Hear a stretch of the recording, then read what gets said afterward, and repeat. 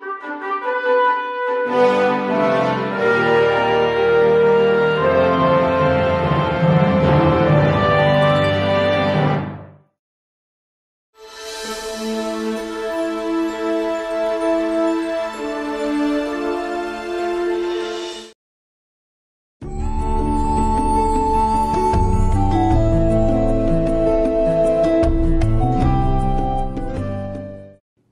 warm welcome to all of you in this lecture on glass structure and properties. Today we are going to start module number 2 of our course on processing of non-metals. So just to review what we have already covered in module number 1, we have seen that what are the various types of engineering materials which are available with the engineers, or the products can be made up of different types of materials. So what are those types of materials that we have seen in lecture number 1 of module 1. Since the title of the course is processing of non-metals, so we have seen that what is the distinction between the metals and the non-metals. What are the physical and chemical properties of the metals and the non-metals in lecture number 2 of module 1. So till now we have focused our discussion on the broad spectrum of the manufacturing processes and the broad spectrum of the materials, and tried to correlate the properties with the applications as well as with the manufacturability, that if a certain material has got certain set of properties, how it can be processed. If you remember, in case of metals we have seen that one of the important property is ductility. So if the metal is ductile, it can be easily processed into thin wires. Similarly, in case of non-metals we have seen that they have got certain set of physical and chemical properties which are distinct, which are not similar to those of metals, and when this distinction is there, the processing techniques or the manufacturing techniques that can be applied for non-metals are different than those of metals. So with this background we are going to start other modules of this particular course. The modules would be focusing on the materials which have the non-metallic properties. So one of the materials is the glasses. So in case of glasses, let me first introduce you the module, that what we are going to cover in this particular module. This module has been divided into 3 lectures or 3 units. So we will have 3 lectures on the glass, structure and properties of glass, and the processing of glass. So today's lecture would be focused on the structure and properties of glass, and the remaining 2 lectures will be focused on the processing. So the title of the lectures would be glass processing 1 and glass processing 2. We will see that how or what are the stages of the production of glass products or the processing of glass products. So broadly, a outline would be provided or a flow chart would be provided, a sequential steps would be given, that how the raw materials are melted, how the raw materials are melted first and then they are formed into various shapes like fibers or filaments. They can be shaped into tubing, they can be shaped into glass wool, they can be shaped into flat glass. Now depending upon the process, we will have different shapes. So in our lecture number 2 and lecture number 3, we will see that how the glass can be melted and how the molten glass can be given a particular shape. Now what is the shape that can be given? As I have already discussed, various shapes can be given, like the flat glass can be manufactured, glass filament can be manufactured to the tune of the diameter of 2 micron. Such fine filaments can be made, glass wool can be made, then we can make a glass tubing, we can make laminated glass, toughened glass. So different shapes can be given or different properties can be given to the glasses once we are able to melt it properly. And once we have melted and deformed or formed the glass, forming has been done into a definite shape, there may be certain induced stresses in the final product or the final shape that we have produced after forming process. So annealing is done to reduce those stresses. So all these details, that what is the annealing cycle, what is the annealing point, all these details will be covered in lecture number 2 and lecture number 3 of this module of glass structure, properties and processing. But today's lecture would be focused on the glass, its structure and the properties. Slightly we will go towards the historical perspective of glasses. Then we will see what are the various types of glasses which are being used in industry these days or in our household these days. Then we will see the crystalline and the amorphous structures, and then we will try to understand that what are the specific properties of the glasses. So, with this introduction, correlating what we are studying now or what we are discussing now with what we have already covered in our module number 1 and what we are going to cover in this particular module, we can start the module with the discussion on the glass, its structures and properties. So, let us start the introduction. The word glass, the historical perspective of glass. On your screen you can see the word glass is derived from the Latin term glacium, or glacium is used to refer to a transparent material. So, basically if we have to explain the meaning of glass to a layman, we can say that if it is a transparent material, it can be glass, although certain polymers are also transparent, but generally we say a glass is a transparent material. So, the word glass is derived from the Latin term glacium, and glacium is used to refer to a transparent material. So, we can say a very broad definition of glass is that it is a transparent material. Generally, glass can be defined as an inorganic product of fusion that has been cooled to a rigid condition without crystallization. So, it means that no crystallization is taking place and it has been cooled, means it has become a rigid condition, that is, it has become a solid. So, from a liquid state it has been cooled to a solid state without the actual crystallization taking place. So, this transition we will try to understand with the help of a diagram in today's lecture, this phase transformation that we will see with the help of a diagram, that how we can distinguish between a crystalline solid and an amorphous solid. That would be a part of the discussion in today's lecture. But very briefly we can say that glass can be defined as an inorganic product of fusion that has been cooled, means it has been, the temperature has been reduced from the liquid to the solid state to a rigid condition, that is a solid condition without crystallization. Today there are around 750 different types of commercial glasses available. So, we can see glasses all around us. I can just give a viewpoint that the cameras that are being used, that also make use of glasses. Within this particular studio there can be different types of glasses which are being used for different application. Even the lights that are being used are also using the glass, different types of glass. We can see the tubes that we use in our household, there also we see glass. The cameras are using the glasses.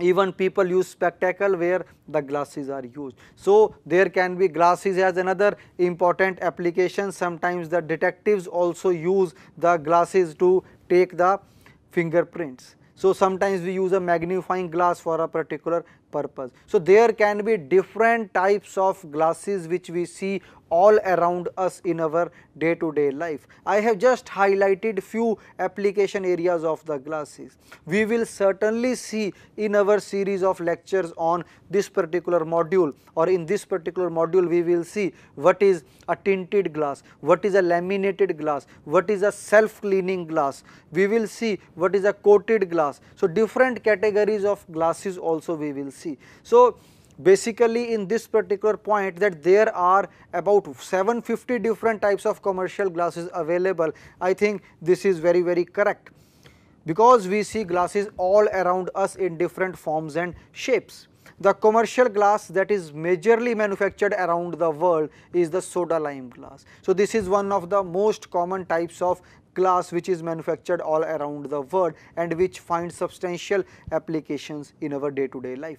So, basically to summarize what we have covered in this particular slide, this gives us the historical perspective and the application spectrum of the glasses. So, we can just conclude from this slide that glass has been derived, the word glass has been derived from the Latin word which is called glacium, and glacium means a transparent material, and glass has been cooled, or it has been, you can say, made from a liquid to a solid state without the crystallization taking place. And there are a large varieties of glasses which are present in our day to day life, and a rough figure has been provided on the slide, that is 750 basically type of glasses are being used, and we can further see note different types of future developments in the form and types of glasses which we will see in near future.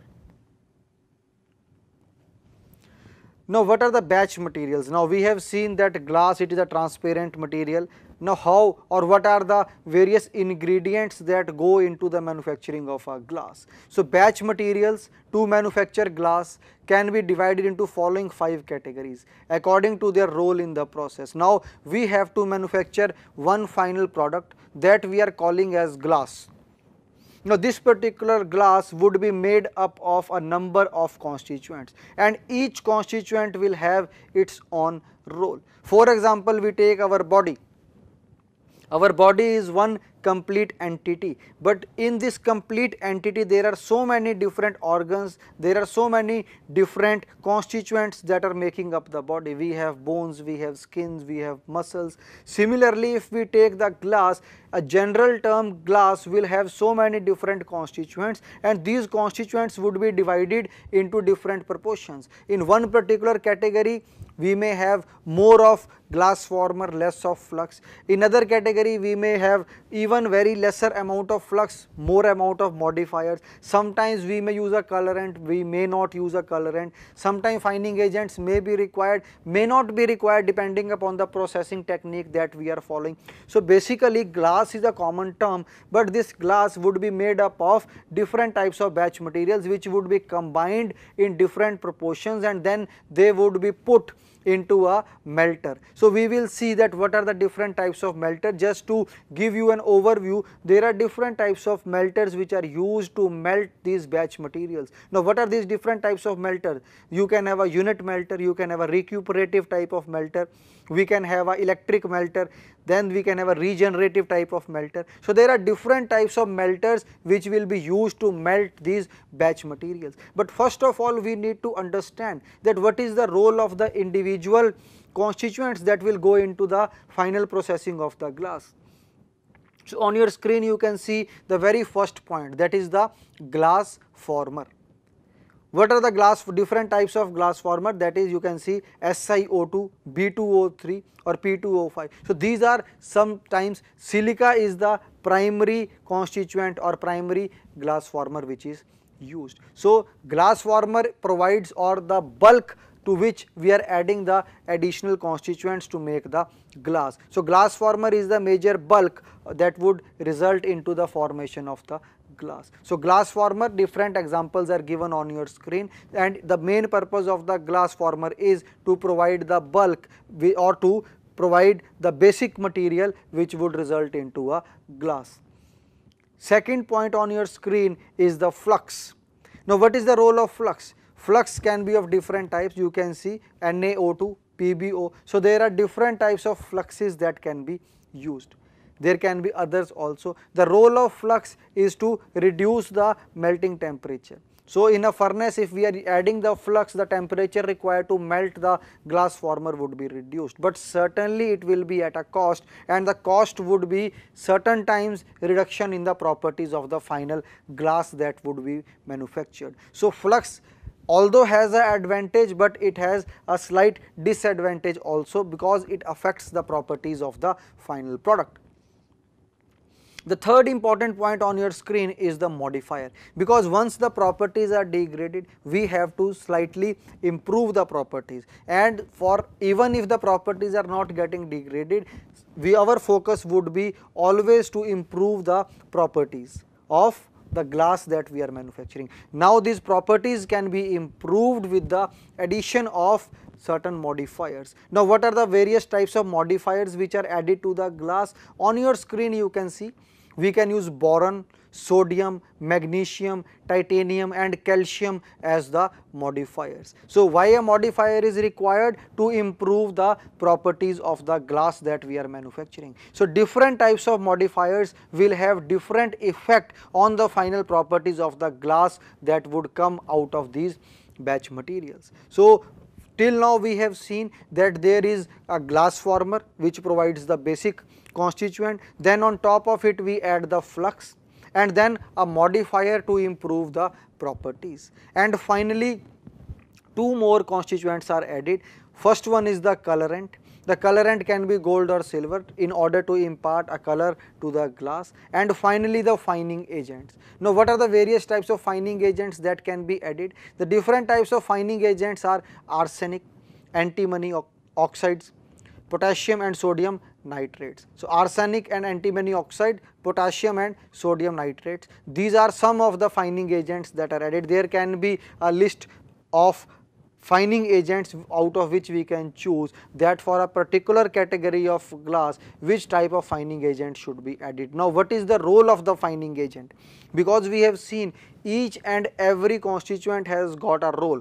Glass former has a role, flux is added for a particular purpose, modifiers are added to improve the properties of the final glass, and then colorants are added to give a specific color or different colors to the glasses.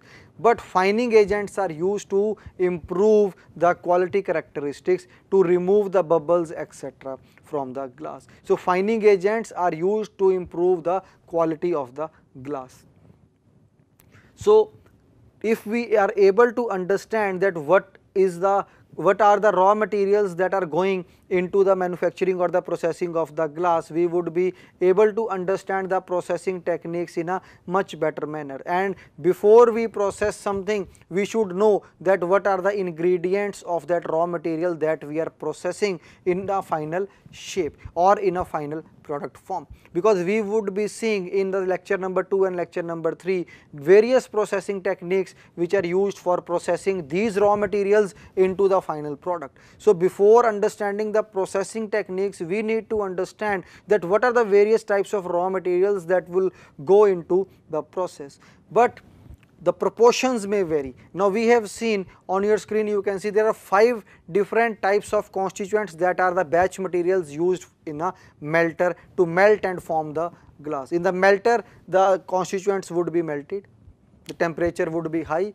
the constituents would melt and they would form a glass melt, and this molten glass would then be formed using any of the technique, like in case of glass tubing we will use a mandrel, in case of float glass method a different technique will be used. So there are number of techniques which we would be covering in the subsequent lectures, but these would be the raw materials. And in raw materials on your screen you can see, again I am revising because before going to the processing we should know that which are the raw materials, because there only one term would be used, that is raw material would be melted, and raw material is melted and it is in the molten stage, the glass is formed into this and this shape. But we should understand, when we are looking at the module in totality, we should understand that what are the various types of raw materials that would go into the processing of glass products. So the various types of raw materials that would go into the final product are the glass former, the flux,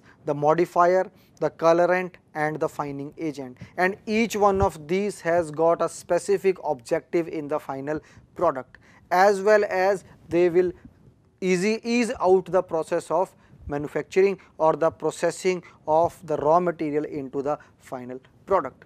So we will come back to these if necessary while we are discussing lecture number 2 and lecture number 3.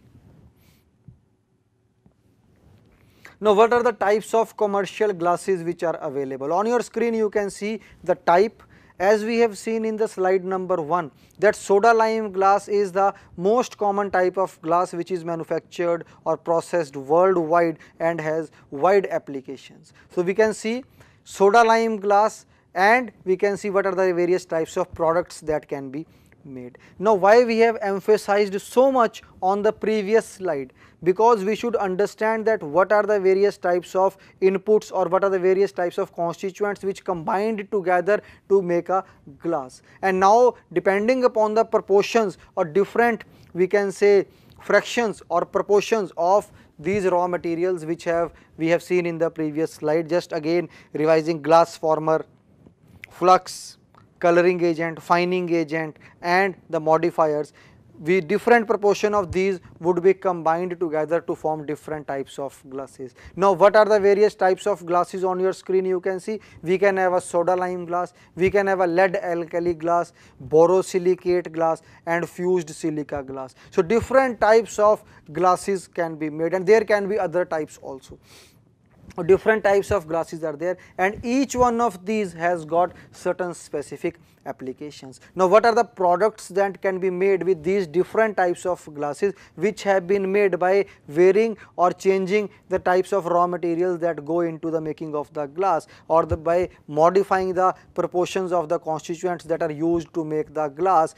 These are the types of glasses that are made, and now we will see the products one by one. We will try to understand. Point number 1, in the type we have soda lime glass. Now soda lime glass, as I have already discussed, it is one of the most common type of glasses which is used worldwide. So we can have beverage containers and window glass. So glass, if you ask any child that have you seen glass, the child has one answer, yes, a glass bottle or any beverage bottle or any cold drink bottle. So that is the one first we can say experience of a child with glass. And then the glass windows. So glass windows and bottles, beverage bottle are the most common type of uses of glass which we see all around us. So soda lime glass is used for manufacturing the beverage containers and the window glass.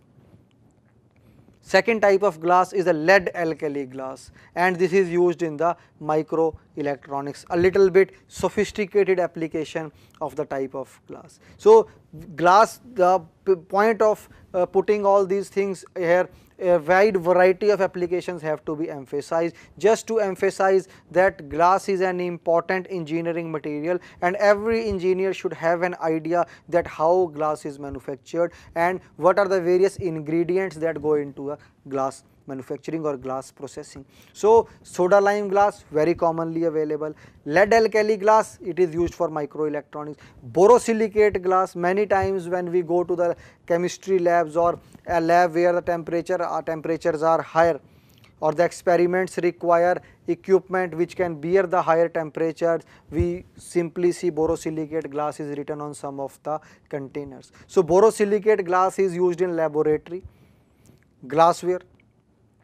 So wherever we are using some experiments where the temperatures are higher, borosilicate glass is used. Automobile headlamps and utensils. So borosilicate also finds application where slightly higher temperatures are subjected. So wherever the glass would be subjected to elevated temperature, slightly higher temperature, in those cases borosilicate glass will find lot of applications.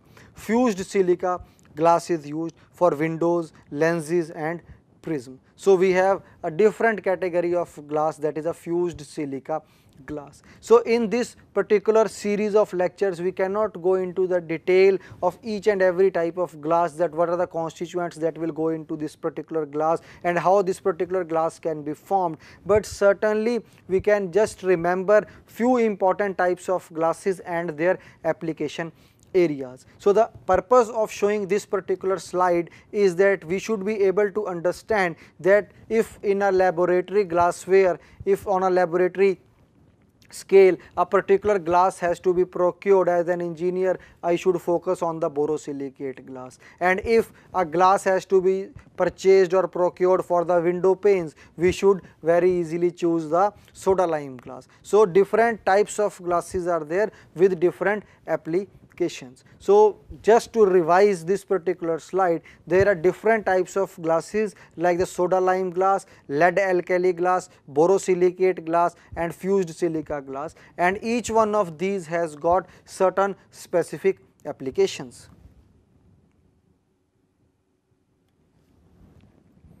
Now coming on to the structure of glass, till now what we have covered, we have seen that what are the various types of glasses or what are the various types of constituents or raw materials that go into glass processing, and then we have seen in one of the slides what are the various types of glasses. Although we have not discussed in detail, we have only overviewed that different types of glasses. There also we have taken only 4 examples, and these 4 examples we have seen that what are the application areas, and we have tried to see that the application areas not only are very, we can say, primitive type of applications like household application, but there are many sophisticated applications also where glass finds its application. So basically the point till now we have covered is that there are few set of raw materials which can be converted into engineering material, which we are calling as glass, and this particular glass has got many engineering applications. And now we will see what is the structure of the glass. The main constituent of the glass is silica sand, and almost all glasses contain at least 50% silica. So the main constituent of the different types of glasses in a very general form is silica. So in silica, 50% silica would be present in different proportion.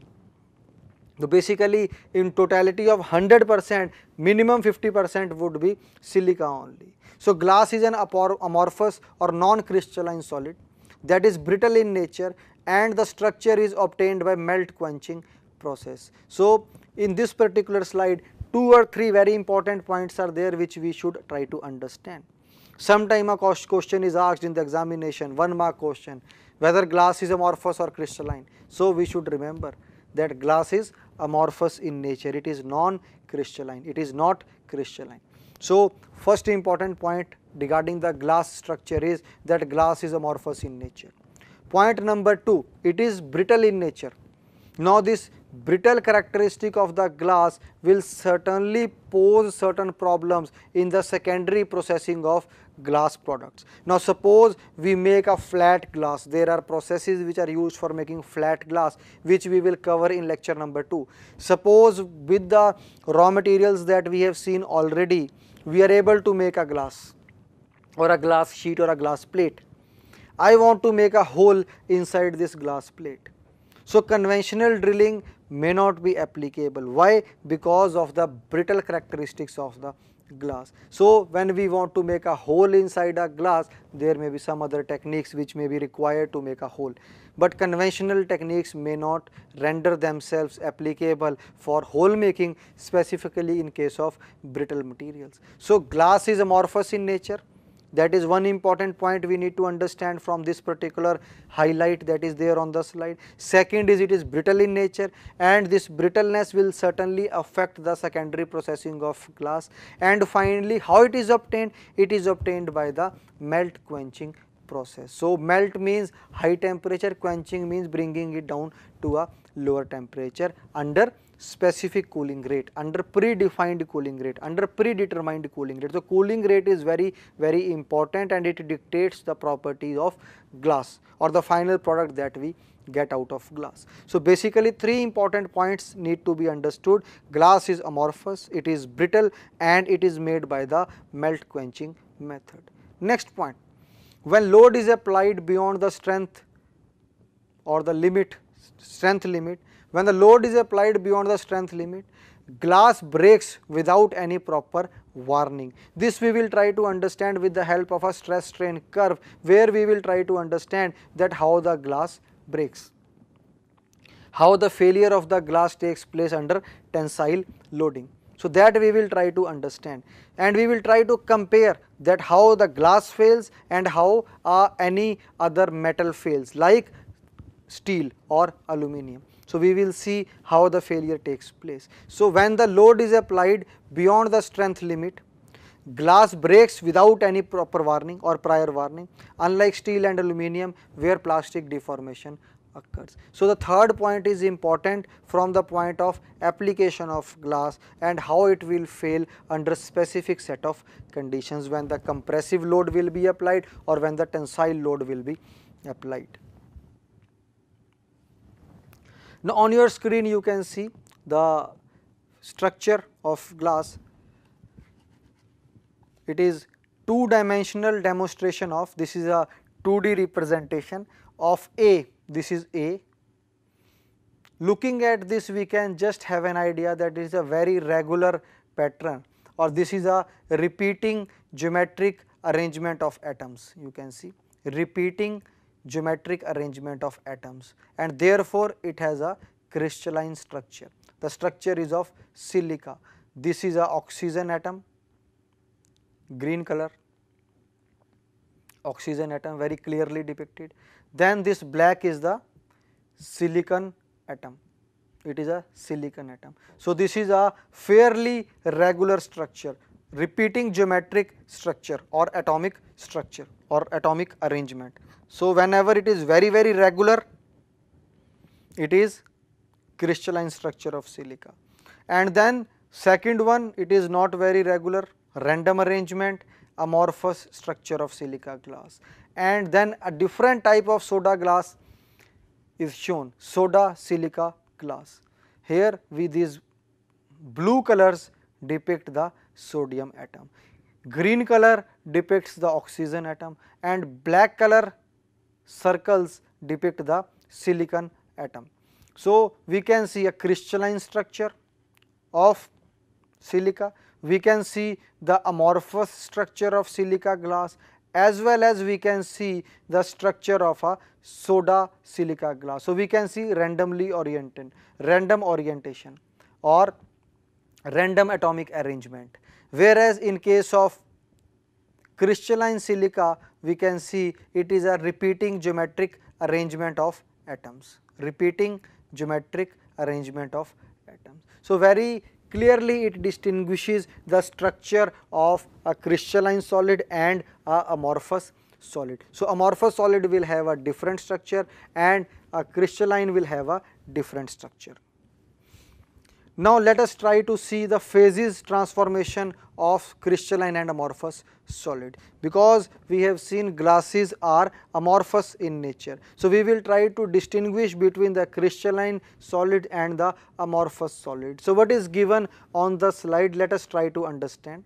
When silica is in the crystal form and being heated at a temperature Tm, now Tm is the freezing or the melting point. So, why we are focusing on silica?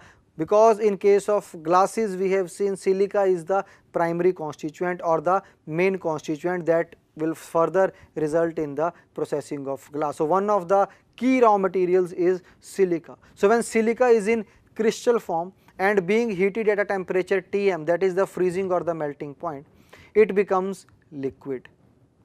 So, important point to note is, as we have seen melt quenching process or melt quenching method, when silica is in crystal form and being heated at a temperature Tm, that it is heated to a particular temperature which we are calling as Tm, that is the freezing or the melting point, it becomes liquid. So, at that temperature it is liquid.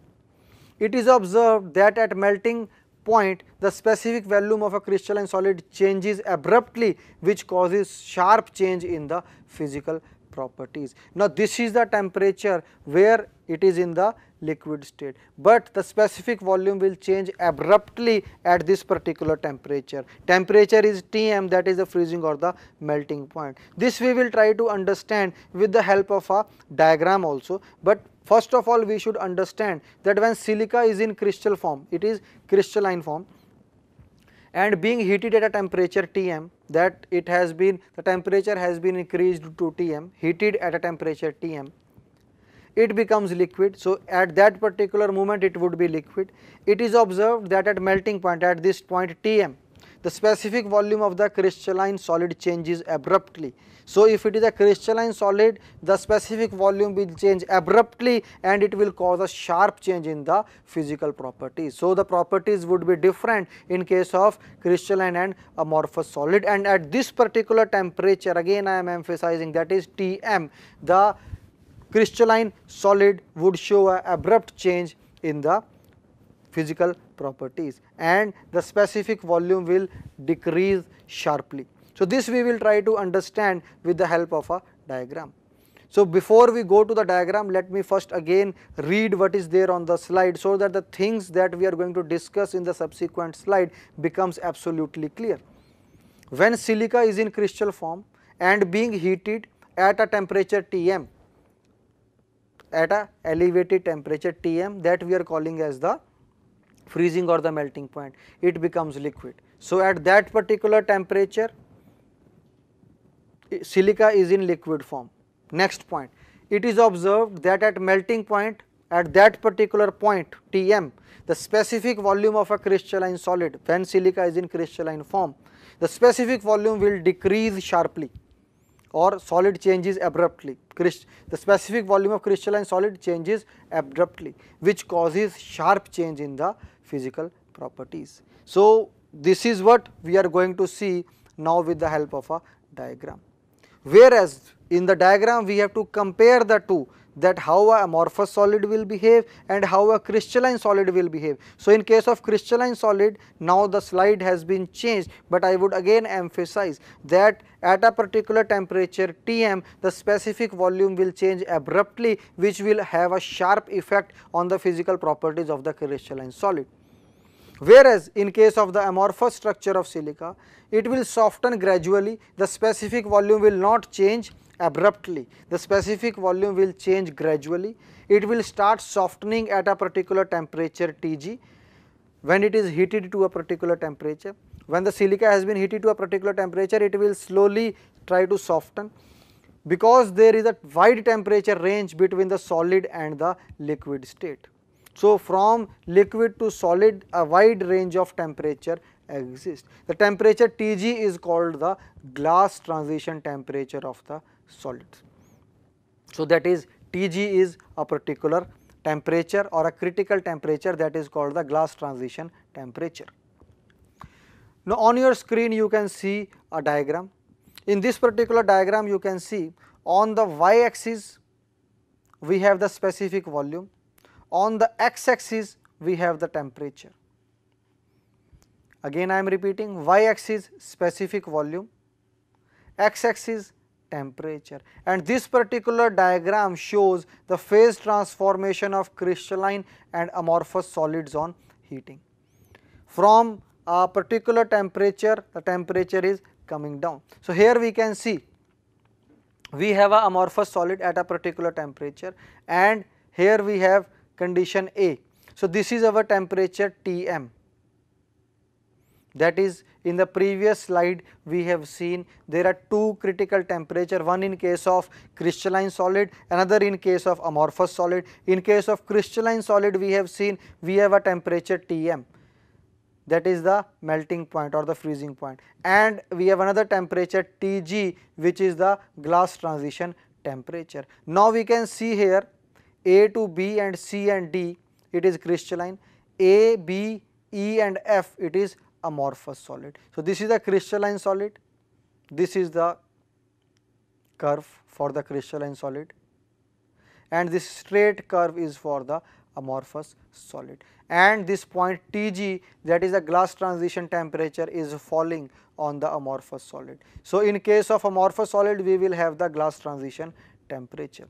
So, we can see in this particular state we have a stable liquid, this particular line at this particular temperature, on x axis we have the temperature. So, at this particular temperature we have a stable liquid. When it is getting when the temperature is reducing, we can see when it reaches the point B, from B, that is the melting point, it has a abrupt change in the specific volume. If you see on the screen, there is a abrupt change of the specific volume, which is on the y axis. On y axis we have a specific volume, and there is an abrupt change of this specific volume, and then finally the temperature further reduces and we get a crystalline solid. Whereas, in case of amorphous solid, initial phase is same, and here the softening takes place, and finally we get a amorphous solid, but certainly there is a distinguishing temperature or the critical temperature that we call as the glass transition temperature in case of amorphous solid. So, it is a critical temperature in case of amorphous solids.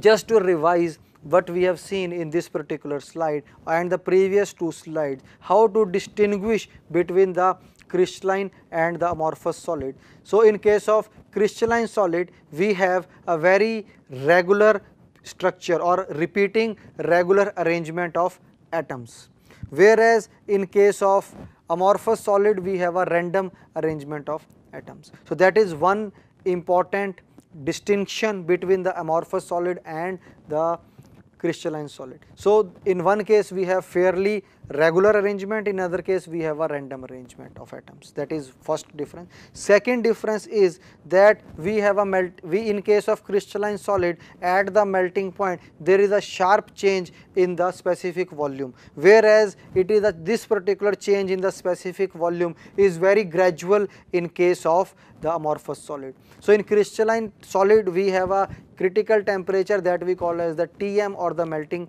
point, whereas in case of amorphous solid we have a specific temperature which we call as the glass transition temperature. So, with the help of this particular diagram we see that when the specific volume changes we get a crystalline solid, and abruptly, and when it is changing gradually we do not get any regular arrangement of atoms, and therefore we get a amorphous solid. So, our main aim is to distinguish between the crystalline structure and the amorphous structure in order to emphasize that glass has got a amorphous structure. Now we come on to the properties of the glass. We have seen in the previous slide the structure of the glass, that it has got a amorphous structure, and we have tried to differentiate between the amorphous structure and the crystalline structure. And in case of properties, now we can see that in compression the glass is very strong and its compressive strength can reach up to 10,000 MPa or 10,000 megapascal. But in tension, when the stress levels exceed 100 megapascal, glass fails easily.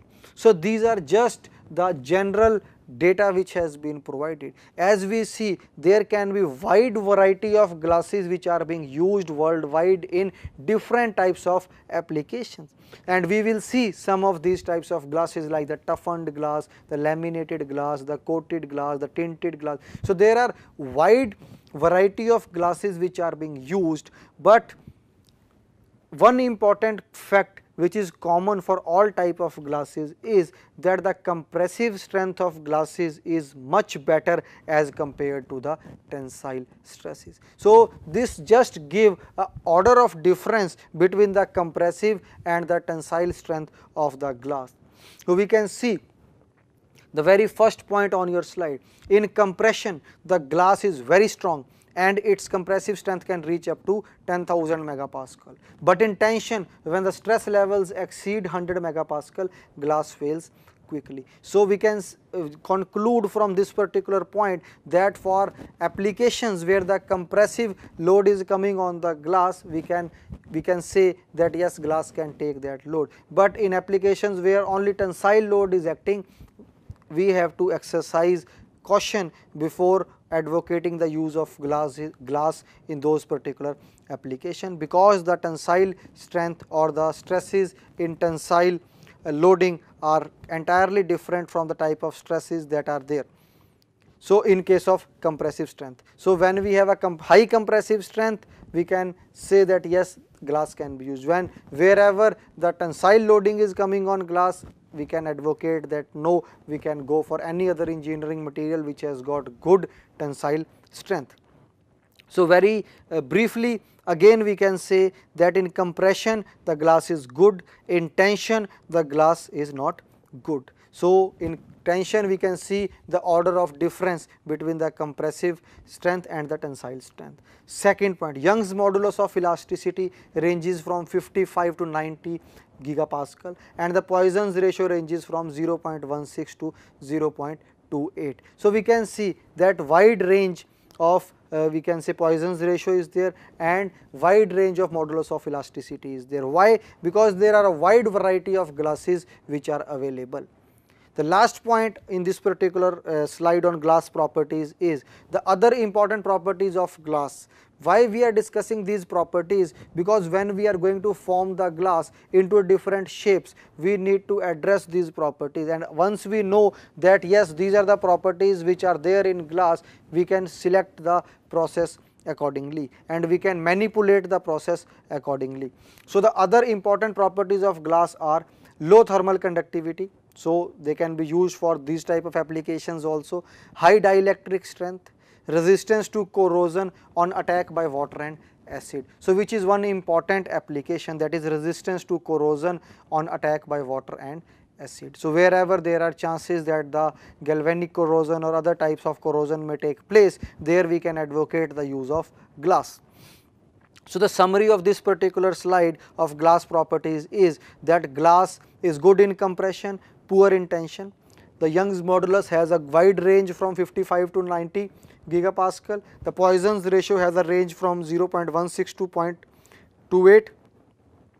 The other properties are low thermal conductivity, high dielectric strength and resistance to corrosion on attack by acid and water. So, these are few properties that the glass possess. Now, on your screen you can see a very simple representation of the stress strain behavior of steel and glass. So, here we can see that there is no abrupt failure in case of steel, there can be necking that may take place.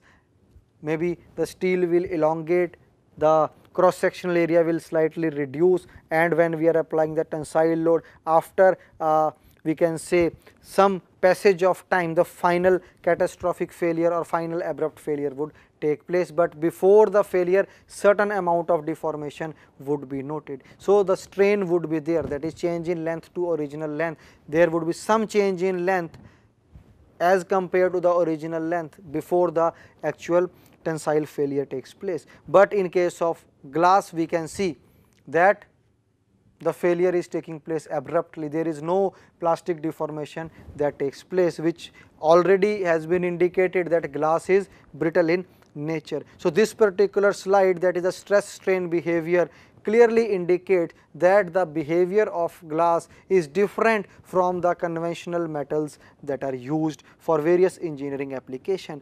This will dictate the use of glass in particular application and would also dictate the processing techniques that we are going to use for the manufacture or processing of glass. So, with this we come to the end of our lecture number 1 in module 2, in which we have seen the basic aspects of the glasses. If you remember, we started with discussing that what are the various types of raw material, that is the various constituents of the raw material which are used for processing of glass.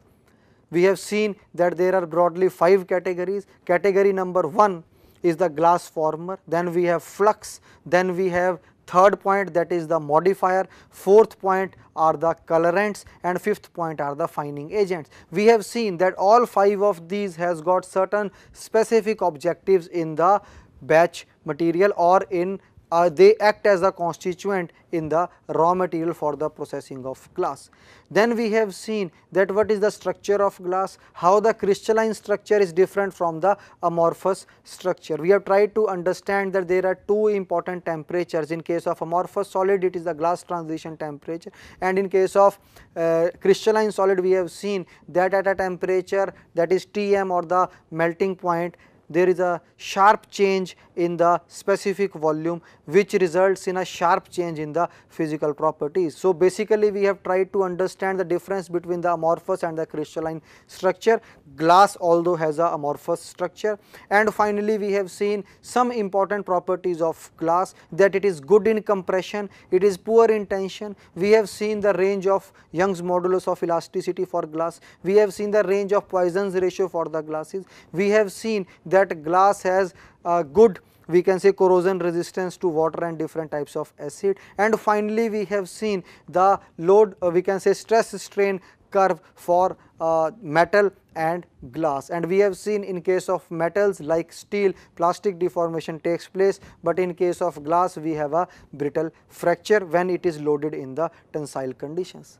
So, next we will see in lecture number 2 and lecture number 3, that is glass processing 1 and glass processing 2, we will try to understand the various processes which are used for converting these raw materials or these amorphous solid that we have seen in today's class into usable products like flat glass, glass fiber or filament, glass wool, tubing and toughened glass or laminated glass. Finally, we will see that these products or these shapes which are produced from the basic raw materials that we have seen today, that they are annealed in order to make them usable under different situations. So, with this we come to the end of lecture number 1 of module 2 in our course on processing of non-metals. Thank you.